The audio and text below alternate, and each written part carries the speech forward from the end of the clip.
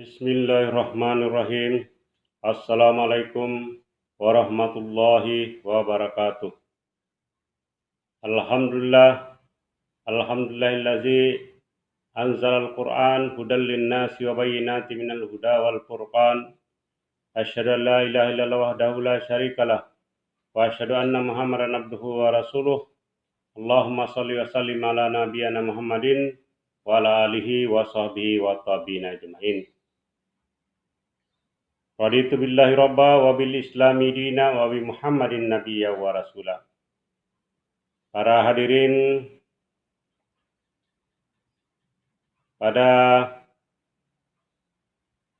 hari ini alhamdulillah kita patut menghaturkan rasa syukur yang sebesar-besarnya kehadirat Allah Subhanahu wa taala yang telah menganugerahkan banyak nikmat kepada kita, nikmat kesehatan, umur yang panjang, dan berbagai macam jenis kenikmatan-kenikmatan yang dianugerahkan Allah Subhanahu wa taala kepada kita sekalian. Senantiasa kita diingatkan untuk bersyukur, karena barang siapa yang banyak-banyak bersyukur kepada Allah Subhanahu wa taala, maka insya Allah rezekinya akan ditambahkan. Ya. Dan Allah mengingatkan barang siapa yang mengkufuri nikmat Allah, maka Allah menyediakan asapnya yang sangat pedih. Pada hari ini kita akan membahas sedikit tentang kaitannya dengan kemajuan teknologi informasi atau revolusi industri yang telah dinikmati oleh umat manusia dan dikaitkan dengan peringatan-peringatan Allah Subhanahu wa taala terhadap apa yang terjadi sekarang ini, pandemi COVID-19 yang masih merajalela merambah ke berbagai pelosok dunia. Ingin kita jadikan sebagai pelajaran, sebagai mau'izah, sebagai ibrah dari apa-apa yang kita alami, kemajuan-kemajuan yang teralami oleh umat manusia, untuk menjadi peringatan agar manusia tidak lupa bahwa kehidupannya di dunia ini sementara, dan kemajuan yang telah dialami, teknologi apapun yang telah mereka temukan untuk memfasilitasi, memudahkan menjalani kehidupannya sehari-hari, semuanya itu adalah masih kecil dibanding dengan ilmu yang ada pada Allah Subhanahu wa taala.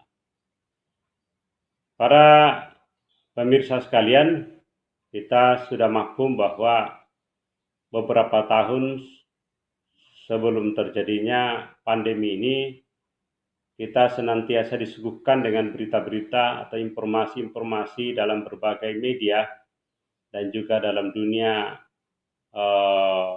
pendidikan, dunia industri, di pemerintahan, tentang adanya revolusi industri 4.0 atau 4.0 yang tentu saja sudah didahului dengan revolusi industri mulai dari 1.0, 2.0, 3.0, dan seterusnya.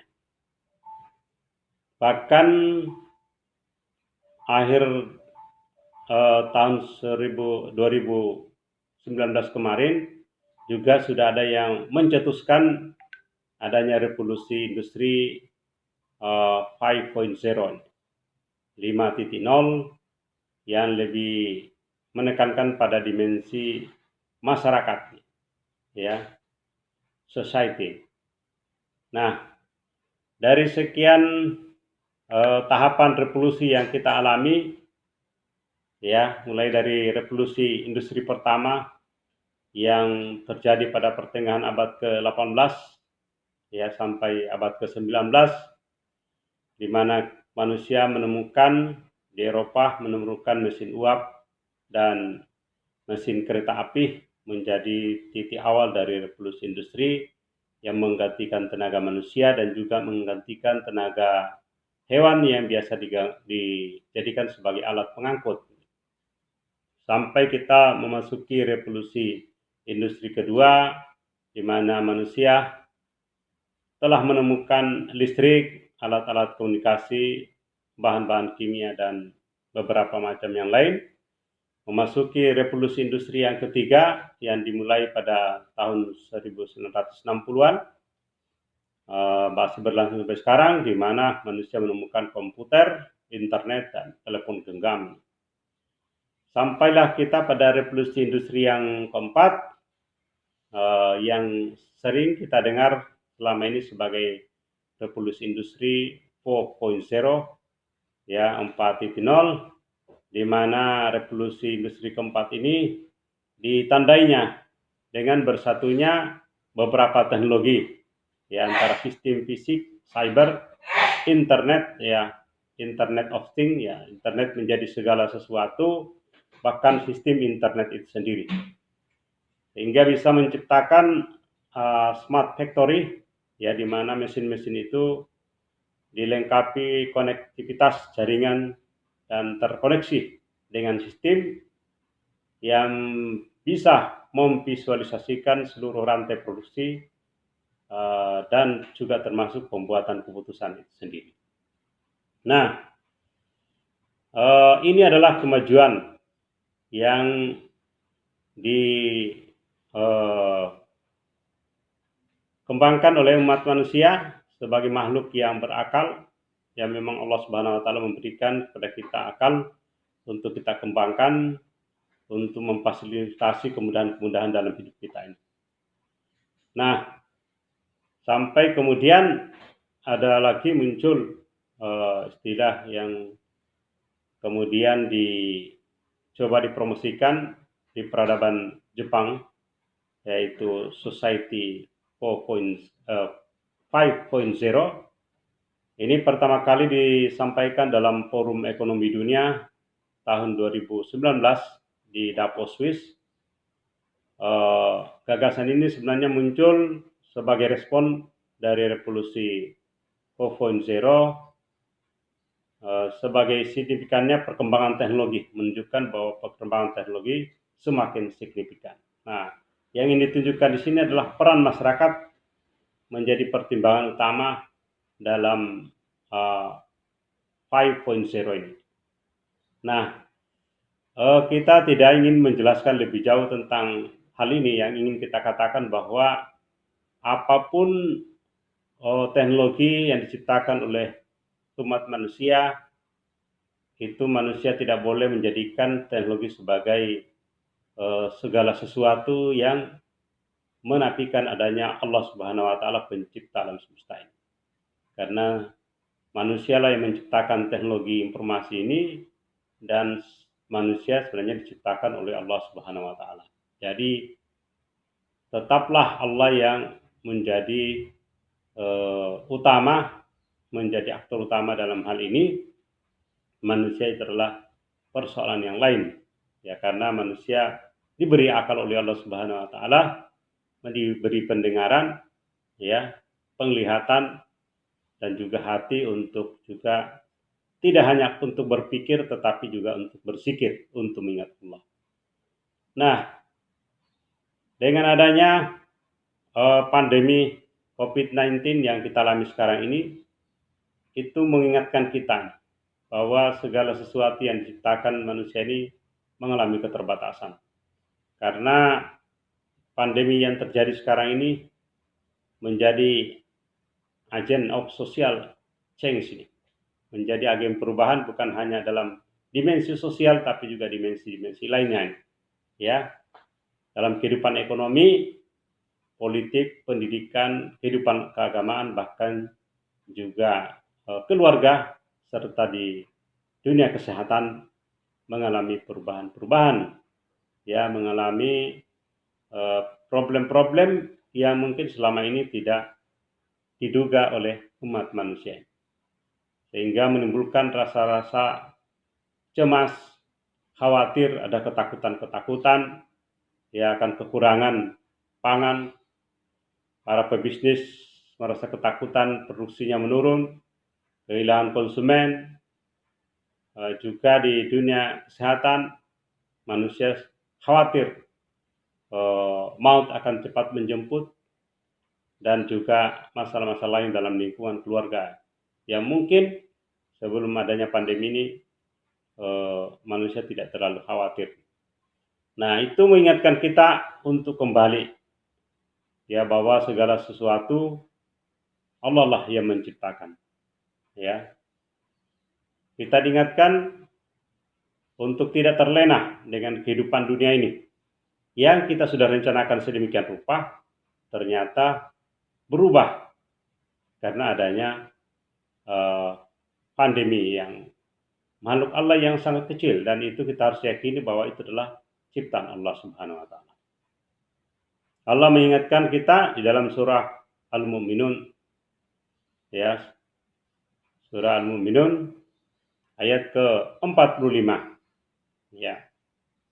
A'udzubillahi minasyaitonirrajim. Wallahu khalaqa kulla dabbatin mimma. Faminhum man yamsi ala batnih wa minhum man yamsi ala rijlain wa minhum man yamsi ala arba'. Yakhluqullahu ma yasha' innallaha ala kulli syai'in qadir. Dan Allah telah menciptakan semua jenis hewan, ya termasuk virus ini dari air, ya, min ma', dari air. Ada hewan-hewan itu yang berjalan ya di atas perutnya, faminhum man yamsi ala batni, dan ada juga yang wa minhum man yamsi ala rijlain. Ada yang berjalan dengan dua kaki. Ya. Kemudian sebagian yang lain lagi ya, wa minhum man yamsi ala arba. Jadi ada yang berjalan dengan 4 kaki. Arba ini adalah 4, maksudnya adalah 4 kaki. Yakhluqullahu ma yasha. Allah menciptakan apa yang dikehendakinya. Ya. Innallaha ala kulli syai'in qadir. Sesungguhnya Allah Maha kuasa atas segala sesuatu. Ini bisa kita jadi kesadaran bahwa makhluk apapun yang mungkin kita anggap sebagai pengganggu, kalau orang pertanian sebutnya gulma, mengganggu tanaman yang lain yang ditanam, kemudian ada tanaman lain yang menjadi pengganggu ini. Mungkin ada manusia yang menganggap pandemi virus ini adalah sebuah makhluk yang mengganggu ini. Tetapi Allah berkehendak lain, mungkin ada maksudnya ini. Tapi manusia mungkin tidak tahu ini. Nah, saya ingin tadi mengingatkan bahwa dengan adanya ini, manusia itu diminta untuk sadar kembali. Ya, sadar kembali bahwa apa saja yang kita nikmati yang berkaitan dengan fasilitas hidup di dunia ini. Mungkin ada yang berkaitan dengan kekayaan, berkaitan dengan jabatan, berkaitan dengan keturunan, berkaitan dengan berbagai macam kepemilikan, ya, sawah ladang, kebun-kebun, dan juga mungkin yang lain-lainnya. Allah mengingatkan kita. Fama utitum min syai'in famata'ul hayati dunya wa zinatuha. Dan apa saja yang diberikan kepadamu ini, ya baik berupa harta benda, kekayaan, kepemilikan yang saya sebut tadi, ya termasuk keturunan-keturunan, jabatan-jabatan, bahkan relasi-relasi, jaringan-jaringan yang selama ini, ya, itu adalah kenikmatan hidup dunia dan perhiasannya. Nah, apa yang kemarin-kemarin dialami manusia, bisa berkreasi, bisa berwisata kemana-mana, itu semua adalah kenikmatan hidup dunia dan perhiasannya. Ya, kita diingatkan oleh Allah Subhanahu wa taala, wa ma indallahi khairu wa abqa. Bahwa apa yang ada di sisi Allah itu adalah lebih baik dan lebih kekal. Nah, ini yang dijanjikan oleh Allah. Jangan kita terlena dengan dunia, sudah sampai kepada revolusi 5.0 dan mungkin nanti masih ada revolusi berikutnya. Tetapi Allah mengingatkan ke kita bahwa apa yang ada di sisi Allah itu lebih kekal, lebih baik, dan nanti kita akan menikmatinya di kehidupan di akhirat nanti. Sehingga Allah mengingatkan kita ini, afala ta'qilun, apakah kamu tidak yakin ataukah kamu tidak memahaminya? Nah, inilah pentingnya kita mengingat kembali nih, ya, berintrospeksi tentang apa yang kita alami selama ini, yang manusia hiruk pikuk kesana kemari mengurusin dunia, yang mungkin lupa terhadap kehidupan yang konteksnya lebih luas, yaitu kehidupan di akhirat. Apalah arti kehidupan dunia ini hanya kecil dan hanya sementara, ya hanya sekejap saja. Kita tidak tinggal di dunia hanya sebentar saja, seperti kita sering bertemu dengan teman, berreuni mungkin hanya sekitar 1 jam, 2 jam, gambarannya seperti itulah kehidupan di dunia ini, hanya sebentar saja.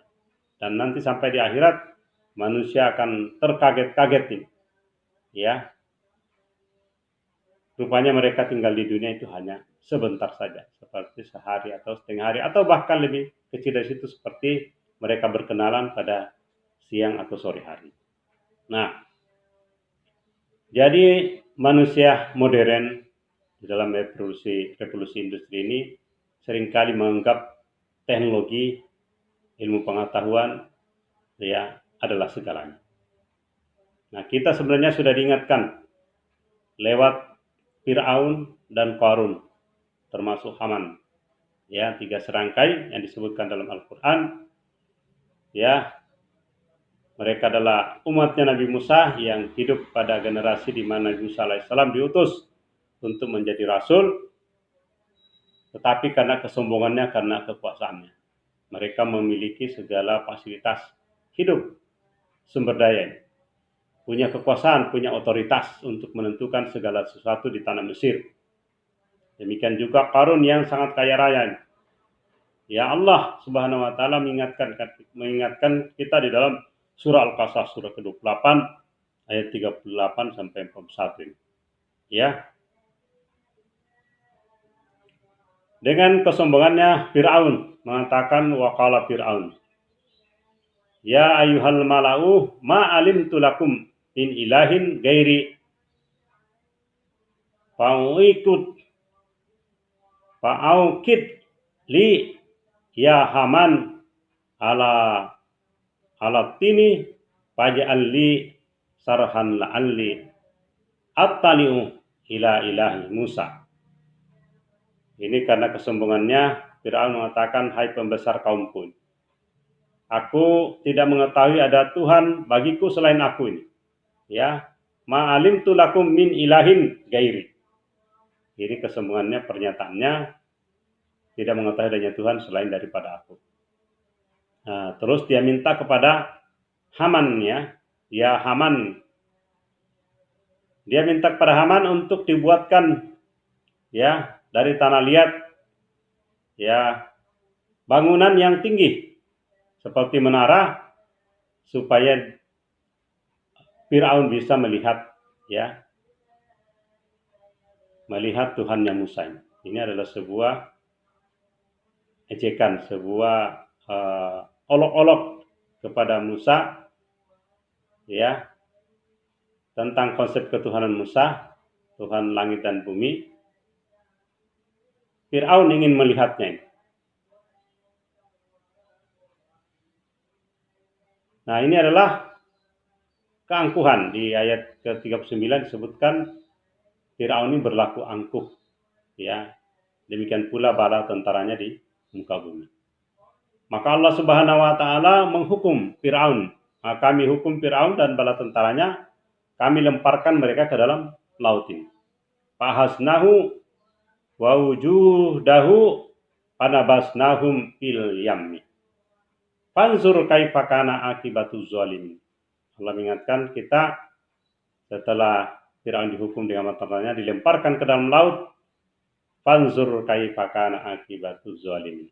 Maka lihatlah bagaimana orang-orang, akibat dari orang-orang yang zalim itu. Nah, itu sebagai pelajaran bagi kita. Nah, para pemirsa sekalian, apa yang kita bisa lakukan ini? Ya, dengan kita mungkin cenderung berbangga-bangga dengan fasilitas hidup yang kita alami sekarang ini.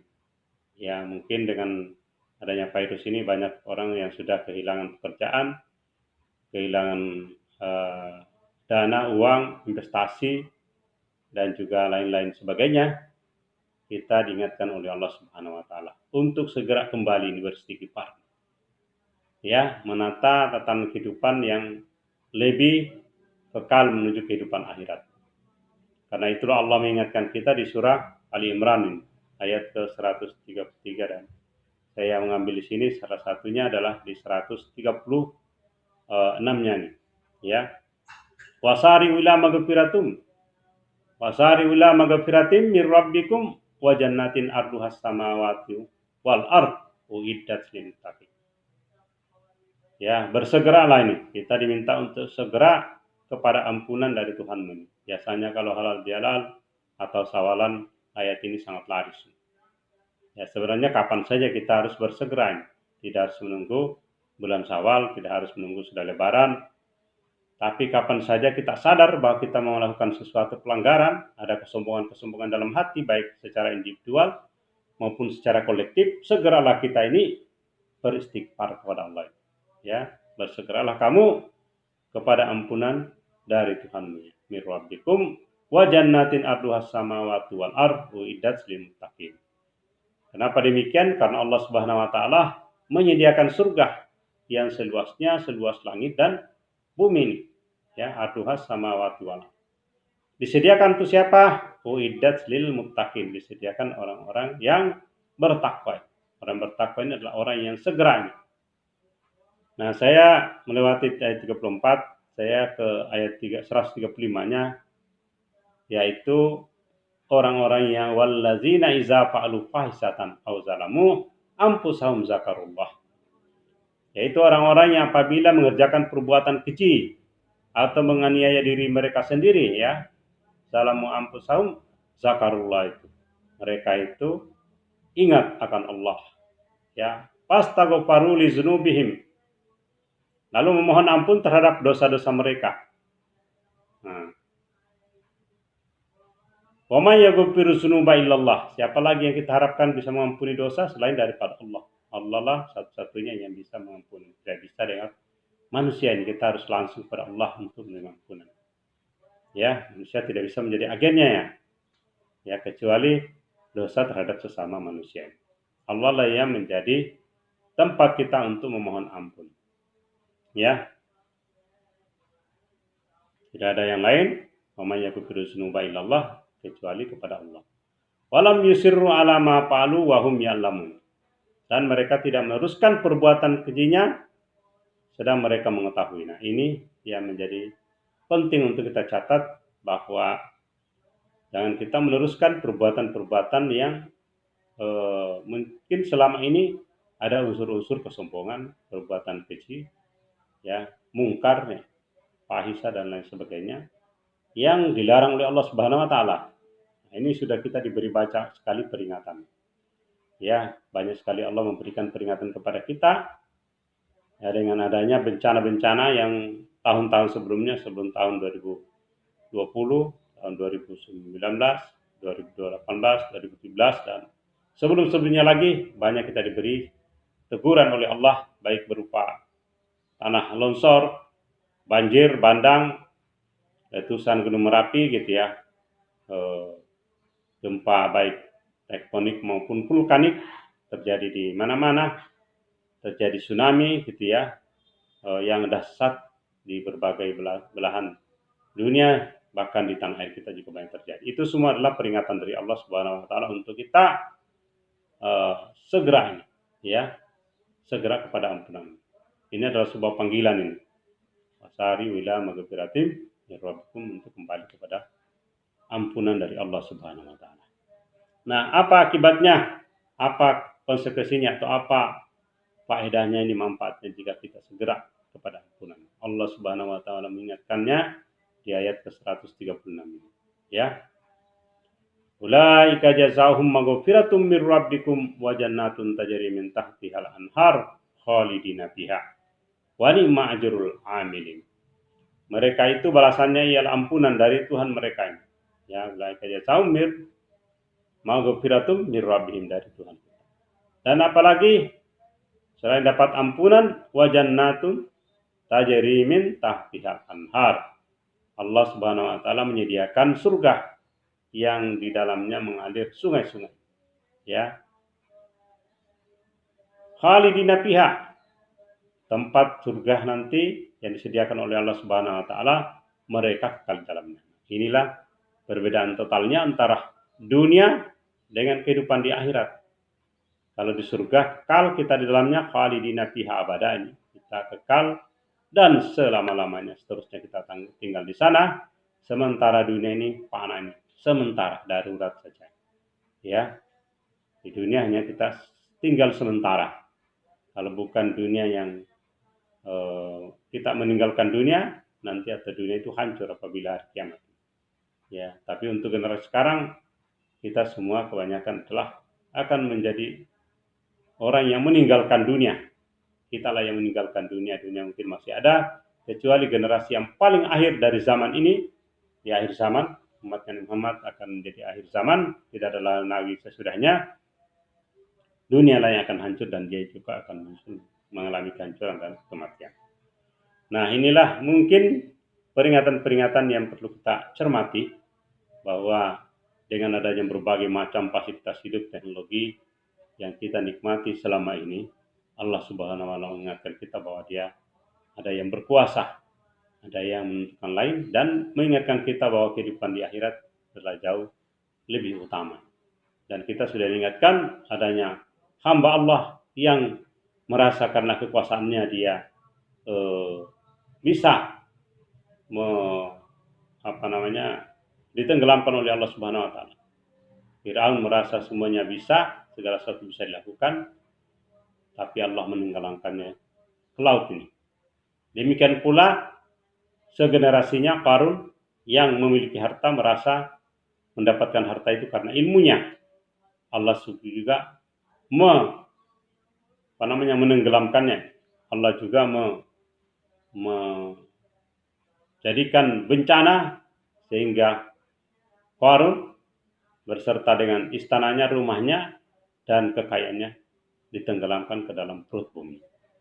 Nah, itu pertanda bahwa orang yang menyombongkan punya kekuasaan, baik berupa otoritas politik maupun juga punya ilmu, khususnya yang terkait dengan mencari harta benda kekayaan, ilmu ekonomi mungkin pada sekarang ini, atau bisnis, Allah Subhanahu wa taala menenggelamkannya ke dalam perut bumi. Nah, itulah sebuah peringatan. Jangan kita karena merasa dengan ilmu teknologi yang sekarang ini ada, ternyata sudah terseok-seok dengan adanya pandemi. Dan nanti suatu masa di akhir zaman, teknologi yang kita bangga-banggakan selama ini yang memfasilitasi kehidupan kita juga akan hilang kemampuannya, ya, akan hilang fungsinya ini menjelang akhir zaman, dan kita harus mengingat-ingat itu semua. Insya Allah nanti kita lanjutkan lagi materi ini pada pertemuan berikutnya. Untuk sekarang ini saya akhiri. Billahi fisabilil haq. Mari kita berlomba-lomba kepada kebaikan, fastabiqul khairat. Subhanakallahumma wa bihamdika asyhadu an la ilaha illa anta astaghfiruka wa atubu ilaik. Assalamualaikum warahmatullahi wabarakatuh.